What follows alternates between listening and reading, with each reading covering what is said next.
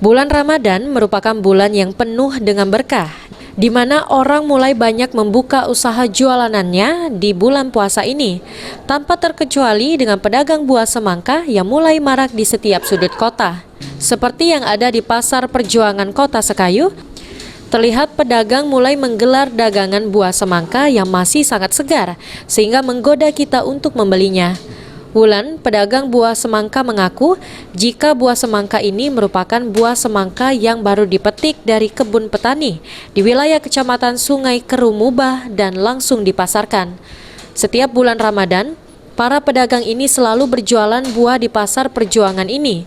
Namun pada bulan puasa tahun ini, penjualan buah semangka mengalami sedikit penurunan, berbeda dengan tahun-tahun sebelumnya.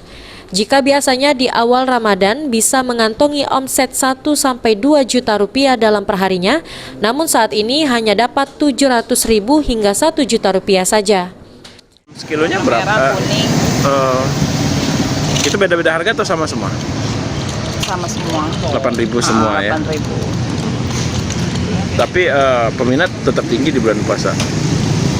Dikit peminat Di tahun ini ya. Tahun ini. Keuntungan sendiri dalam sehari berapa sih Bu kita dapat Bu? Omset Dalam sehari kotor ya? 800, hampir sejuta. Dalam sehari.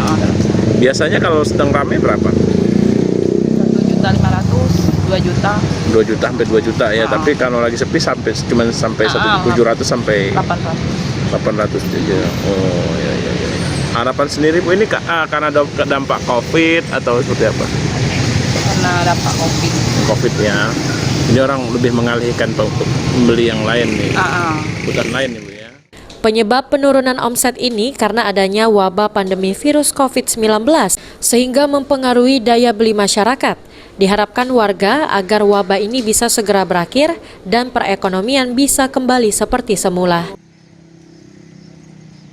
Rusi Iskandar, PAL TV.